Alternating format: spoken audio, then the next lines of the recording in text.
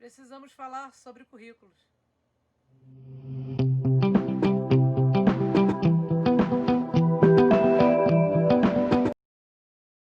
Olá, voltamos para acabar aquele conteúdo da aula passada, certo?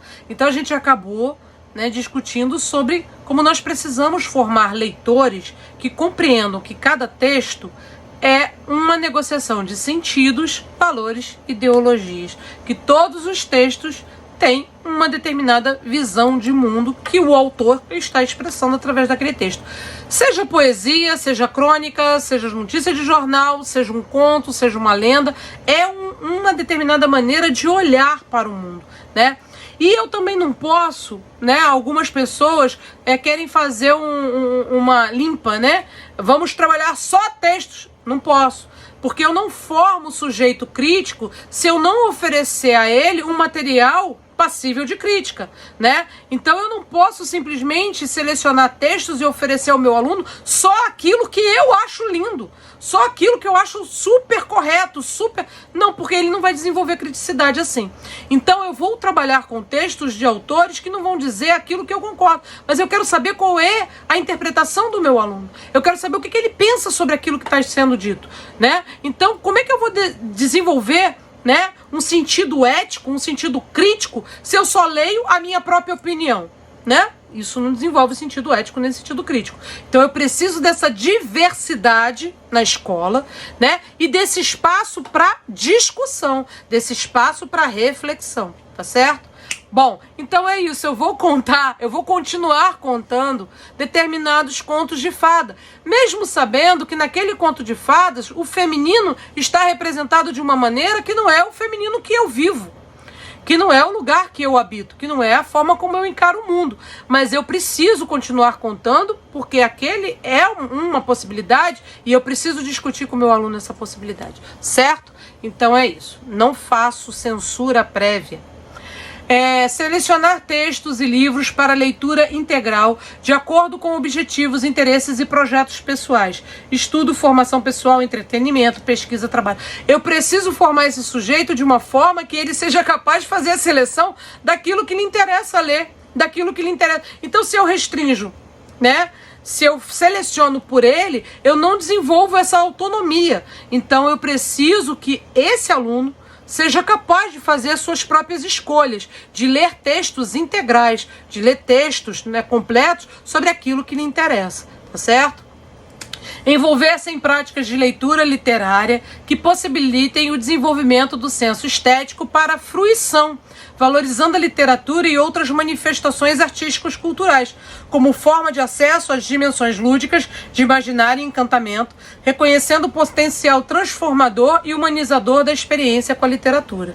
Então, gente, menos, a nossa escola ainda tem um currículo muito centrado na gramática, no gramatiquismo, É um gramatiquismo e que não faz ninguém ler e escrever melhor por causa disso, certo? Então, assim, eu sei porque eu leio e escrevo bastante e, no entanto, eu sou meio ruinzinha no negócio de gramática, Então, a gramática, ela faz sentido quando você começa a vê-la como uma ferramenta para melhorar a sua própria escrita, para melhorar a sua própria produção. Ela isolada, fragmentada e sozinha no currículo, ela realmente cumpre um desserviço, que é fazer a gente odiar a língua portuguesa, certo? Então, assim, preciso trabalhar a literatura. A literatura é formativa. A literatura, ela amplia as possibilidades de inserção desse sujeito no mundo.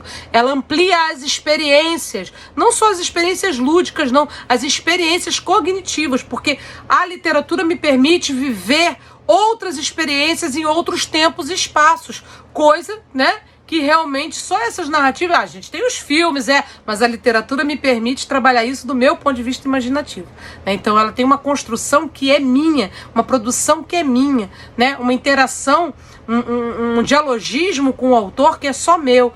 Então ela é fundamental na construção, na formação do ser humano, tá certo?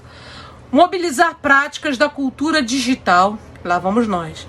Diferentes linguagens, mídias e ferramentas digitais para expandir as formas de produzir sentidos, aprender, processos de compreensão e produção.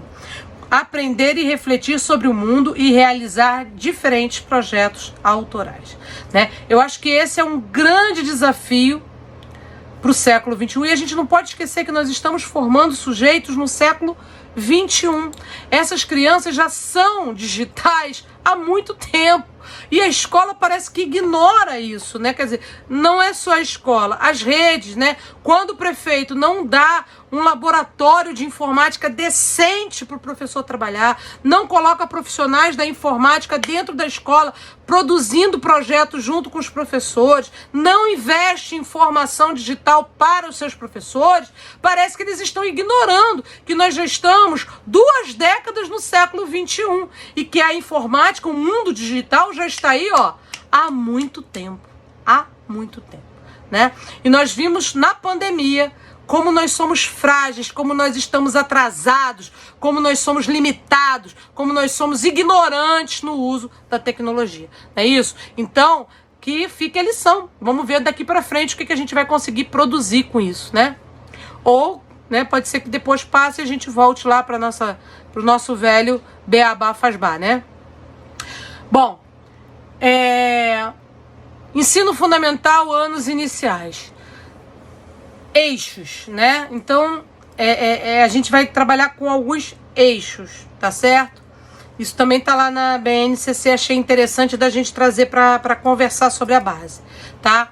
Aprofundam-se os conhecimentos e o uso da língua oral, as características de interações discursivas e estratégias de fala e escuta de intercâmbios orais. É interessante como na BNCC, né, aparece no ensino fundamental essa questão da oralidade, como a escola muitas vezes tem práticas tão silenciadoras das crianças, né?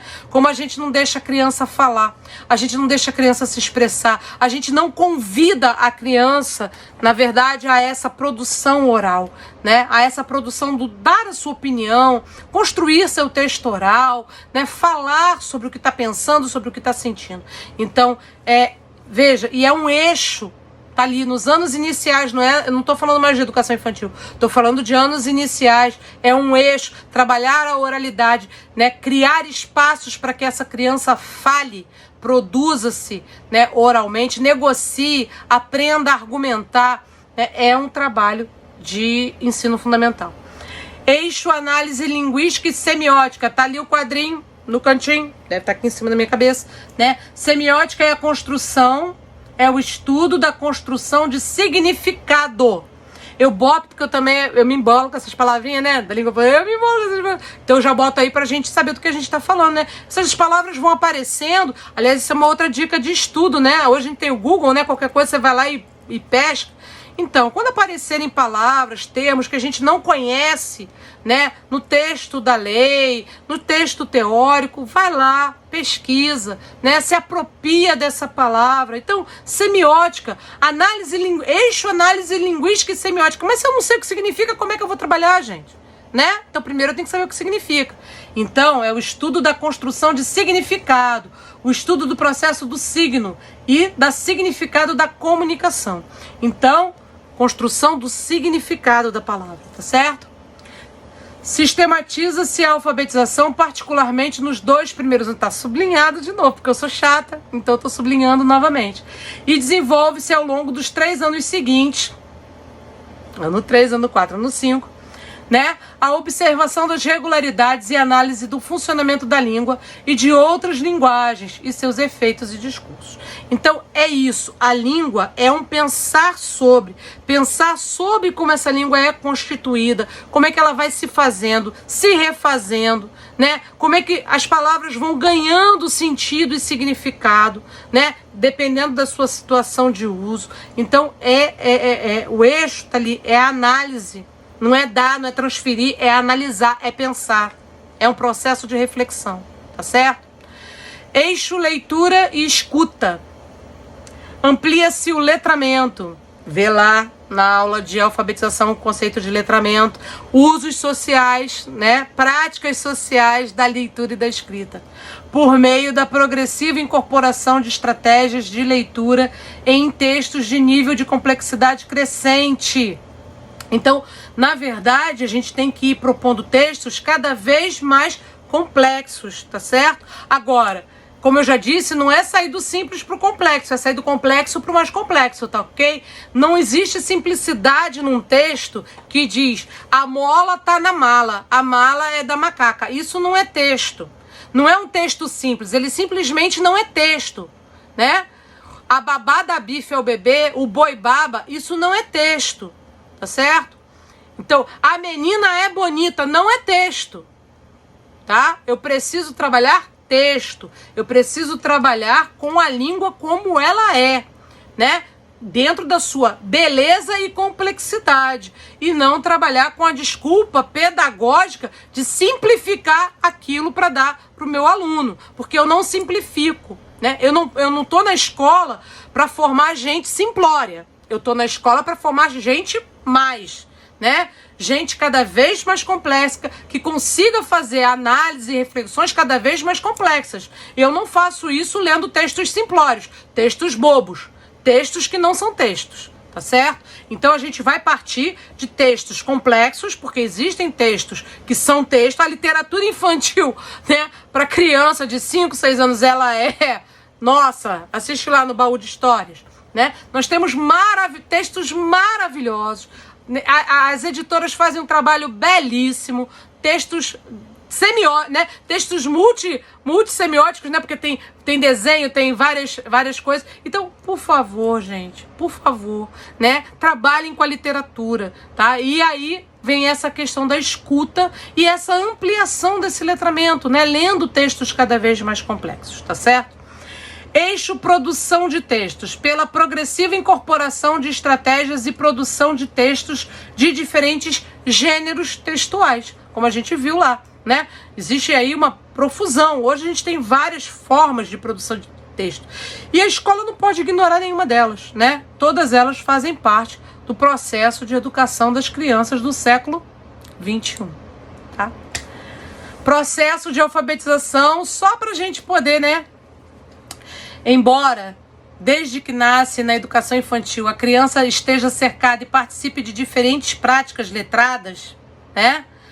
É nos anos iniciais, primeiro e segundo ano do ensino fundamental, que se espera que ela se alfabetize. Esse texto está entre aspas porque ele não é meu, ele é da Base Nacional Curricular. Tá? Isso significa que a alfabetização deve ser o foco da ação pedagógica nesses 2 anos, tá certo? Agora tem lá o resto do currículo para vocês estudarem, viu? Tem muita coisa aí na base ainda. A base ainda não acabou aqui não. Aqui foi só um flash para vocês terem ideia de como ela se organiza. Como eu falei, ela é um documento muito extenso, ela é um documento com muita coisa, muitas vezes contraditório, muitas vezes até ultrapassado, mas traz muita coisa também, né? Então, é uma produção humana, né? Então, e é uma produção humana que com certeza teve interferências de várias forças, como é currículo, né? É uma arena de disputa política, de disputa discursiva, de disputa ideológica. Então é claro que a base também, ela de certa forma reflete essa disputa. Então ela ora vai lá, ora vem cá, ora me agrada, ora me desagrada, ora é confusa, ora é antagônica, ora é paradoxal, enfim. Mas eu acho que é o documento que nós temos para estudar, né? Eu acho que é o documento, inclusive, que serve muito para a escola se refletir, para a escola pensar, não, isso aqui faz sentido, isso aqui não faz sentido. Isso aqui está com base em quê? Isso aqui, né, é de que tempo histórico? Então, eu acho que a gente precisa estar atento, tá certo? É claro que eu não vou ter como apresentar todos os eixos de todos os campos do conhecimento, né? E eu vou deixar, então, o link aí da base, né, em PDF do documento. Quem quiser baixar, baixa. É claro que não vai ler o documento de uma vez só, mas dá para ir lendo, tirando alguns pedaços, como eu fiz aqui, algumas coisas, para a gente ir refletindo, para a gente ir pensando, para a gente ir discutindo, porque a proposta é essa, né? Que que o currículo seja esse espaço de discussão. E não só eu faço porque sempre foi assim, a escola que eu estudei sempre foi assim, ou foi assim que eu aprendi. Nós somos profissionais da educação. Nós não estamos aqui apenas para repetir o que já foi feito, até porque o que foi feito, se fosse bom, tinha dado um país melhor. E o país não está tão bom assim ao ponto da gente achar que esse currículo é maravilhoso, né? Então a gente precisa pensar um currículo melhor para formar gente melhor para um país melhor, tá certo? Então fica o convite, né, para que a gente aprofunde os estudos curriculares. Espero que vocês tenham gostado do curso, né, sobre currículos. Foram algumas dicas, algumas questões, e em breve a gente volta aí com outras ideias e com outros aprendizados, porque educação é um campo vasto e a gente ainda tem muita coisa para falar, né? Isso, de repente, não um curso completo, mas algumas palestras, algumas conversas, tá certo? Então espero que vocês tenham gostado, tá aí a base, tá o link, eu vou deixar o link aí para vocês, e deixem seu joinha, curtam, e aí abram agora na descrição desse vídeo, vai abrir, né? Quando vocês clicarem ali naquela setinha do lado, clica na descrição, vai abrir a descrição do vídeo, vai estar um link. Vai estar o link da BNCC e vai estar um link para vocês preencherem, então, o formulário de avaliação do curso, desse curso. E aí vocês recebem o certificado no e-mail de vocês, tá certo? Preencham o e-mail corretamente e fiquem de olho no spam, porque como o e-mail é gerado automaticamente, o seu spam pode achar que é um robô mandando, né, enfim, propaganda, e vai bloquear o certificado, ok? Então, por favor, verifiquem sempre seu spam, e qualquer coisa é só me mandar um recadinho, ok? Perguntas, sugestões para próximos cursos, estamos aí, tá bom? Espero que vocês tenham gostado e até a próxima.